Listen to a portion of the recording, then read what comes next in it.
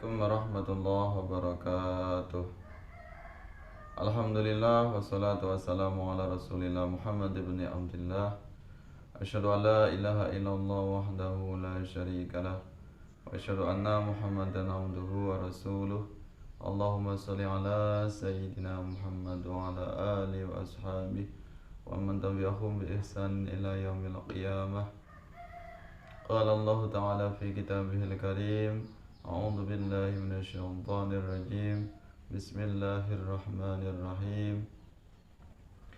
Ya ayyuhalladzina amanu taqullaha haqqa tuqatih wa la tamutunna illa wa antum muslimun. Pemirsa yang dirahmati Allah Subhanahu wa taala, alhamdulillah atas rahmat Allah Subhanahu wa taala, atas keberkahan darinya, atas limpahan karunia-Nya, pada kesempatan hari ini kita bisa bertemu kembali di channel saya ini. Terima kasih Anda semuanya berkenan untuk hadir di majelis ini. Mudah-mudahan Anda senantiasa dalam lindungan Allah Subhanahu wa taala, diberikan kesehatan, sehat lahir dan batin, diberikan kelancaran dalam setiap aktivitasnya, diberikan kebahagiaan oleh Allah Subhanahu wa taala. Pada kesempatan yang lalu saya menyampaikan kajian atau materi tentang bacaan saktah, yaitu berhenti sejenak tanpa bernafas ketika terdapat tanda saktah atau beberapa ayat Al-Quran yang ada di dalam Al-Quran atau di dalam mushaf Al-Quran. Pada kesempatan ini kita akan mengkaji atau kita akan membahas tentang bab di antara gharib Al-Quran atau ayat yang asing atau tanda-tanda asing yang ada di dalam Al-Quran, yaitu bacaan imalah. Ya, bacaan imalah. Imalah secara bahasa berarti condong, miring atau bengkok. Ya, itu namanya imalah secara bahasa.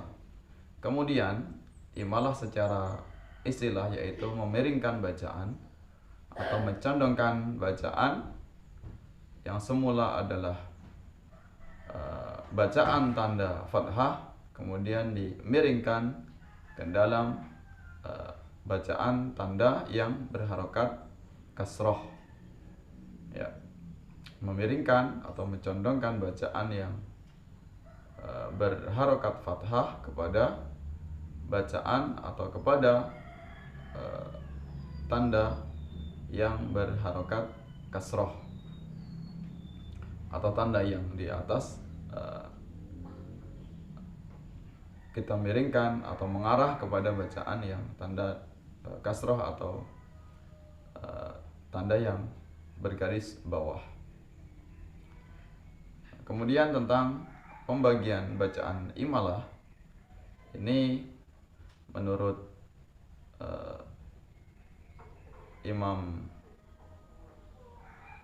Asim atau imam yang kita pegang dalam bacaan kita, bacaan Al-Quran, itu hanya satu di dalam Al-Quran, ya, yaitu dalam surat Hud. Surat Hud ini adalah surat yang ke-12 ayat ke-41. Ya. Nah, namun secara umum ini kalau kita kategorikan atau kita bagi bacaan imalah itu ada dua, yaitu imalah sugro dan imalah kubro. Disebut imalah sugro yaitu apabila imalah itu berada di tengah kemudian dilanjutkan dengan ayat berikutnya.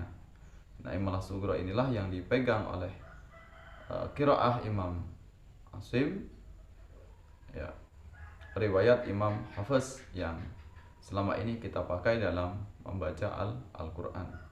Nah, imalah sugro ini atau imalah yang dipakai oleh Imam Asim riwayat Imam Hafiz, yaitu dalam surat Hud, surat yang ke-12 ayat 41, yang berbunyi Bismillahirrahmanirrahim. Wa qala rakabu fiha bismillahi majriha wa mursaha inna rabbi laghafurur rahim. Ya, wa qala rakabu fiha bismillahi majriha wa mursaha inna rabbi laghafurur rahim. Nah, itu bunyinya. Kata yang tertulis majroha itu dibaca majreha.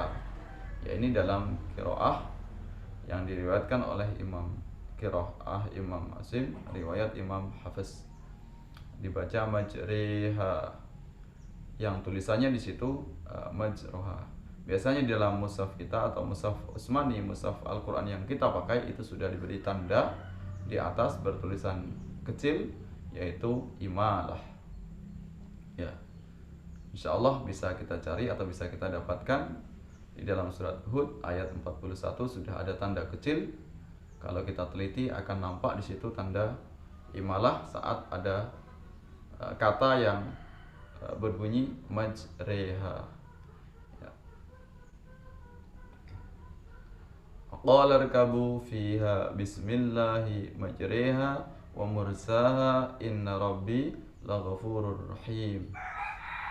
Kemudian beberapa ulama menyampaikan pendapat mengapa dalam qiraat Imam Asim ini atau riwayat dari Imam Hafiz ini dibaca majriha tidak majroha, karena yang membaca majriha hanyalah qiraat dari Imam Asim riwayat Imam Hafiz. Nah, ini kalau kita teliti dari terjemah, dari artinya, itu bisa kita maknai wa qala rakabu, dan berkatalah Nuh. Ini kisahnya yaitu saat Nabi Nuh mengajak kepada pengikutnya. Di situ ada orang yang beriman, kemudian hewan sepasang. Wa qala rakabu, dan naiklah kamu semuanya fiha, di dalamnya atau di dalam kapal. Qala rakabu fiha bismillahi, dengan menyebut nama Allah. Majreha, ya saat naik, wa mursaha, dan saat berlabuh. Majreha yaitu saat naik kapal atau kendaraan kapal yang berada di lautan. Inna rabbi laghafurur rahim, sesungguhnya Tuhanku laghafurur rahim, benar-benarlah maha pengampun lagi maha penyayang. Nah, kalau kita artikan di situ kata majriha yaitu kisahnya berjalan berada di lautan.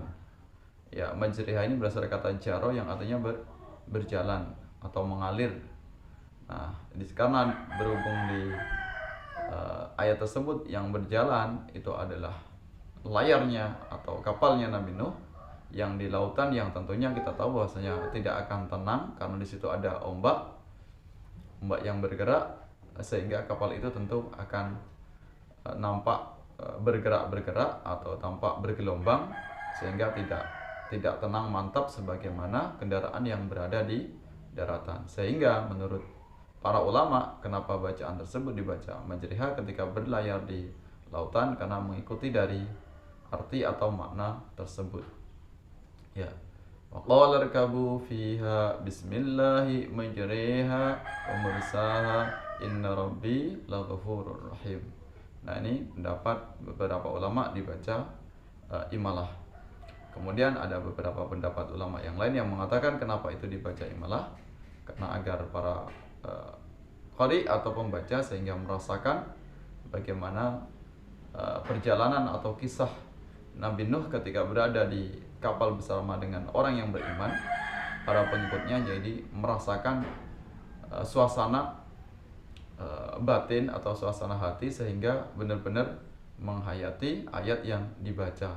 Jadi seolah-olah menyaksikan atau seolah-olah mengikuti bersama dengan Nabi Nuh ketika berada di dalam kapal, sehingga dibaca majriha. Jadi ada penghayatan, ya, sama-sama merasakan bagaimana kisahnya ketika berada di lautan di dalam kapal Nabi Nuh tersebut. Inilah imalah yang disebut dengan imalah sughra atau imalah yang berada di tengah ayat kemudian dilanjutkan dengan ayat berikutnya. Sedangkan pembagian yang kedua yaitu imalah kubra, yaitu imalah yang dibaca pada akhir ayat, dan ini adalah riwayat dari Imam Waras, ya bukan Imam Asim, ya bukan yang diriwayatkan dari Imam Hafiz tapi Imam Waras. Ya, Imam Waras mengatakan qiraah apabila di akhir ayat terdapat alif maksurah atau alif bengkong atau di belakangnya ada huruf ya tanda panjang 2 harokat, maka semuanya dibaca imalah. Contohnya dalam surat Ad-Duha itu di awal-awal ayatnya beberapa ayat itu dibaca imalah dalam qiraah Imam Waras, ya seperti kata Bismillahirrahmanirrahim.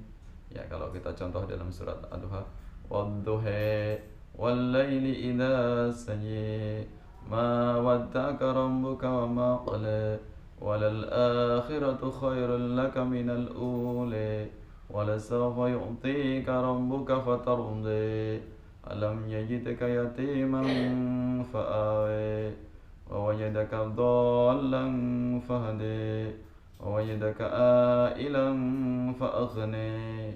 Ya. Nah, itu contoh bacaan imalah kubro, yaitu lafaz imalah menurut Imam Waris yang terjadi pada akhir ayat. Sedangkan imam yang lain yang tidak menggunakan imalah sugro tersebut. Ya, ini contoh gharib ayat dalam Al-Quran tentang hukum imalah. Mudah-mudahan apa yang saya contohkan, apa yang saya sampaikan, apa yang saya uraikan bisa bermanfaat untuk kita semuanya, menambah kecintaan kita kepada Al-Quran, menambah mahabbah atau semangat kita dalam mengkaji Al-Quran, sehingga Al-Quran bisa menjadikan kita sebagai uswah hasanah, sebagai teladan dalam hidup kita. Segala sikap, perilaku kita mencontoh bagaimana akhlak yang ada di dalam Al-Quran. Kita jadikan Al-Quran sebagai petunjuk, hudal linas, hudalil muttaqin, petunjuk bagi manusia, petunjuk bagi orang yang bertakwa, petunjuk bagi orang yang beriman kepada Al-Quran. Mohon maaf atas segala penyampaian saya, segala kekurangannya, segala kekhilafannya. Kepada Allah saya mohon ampun. Sampai bertemu dalam kajian atau pembahasan yang lain seputar tentang Al-Quran. Saya akhiri, walafu minkum, wallahu muwaffiq ila aqwamit thariq. Assalamualaikum warahmatullahi wabarakatuh.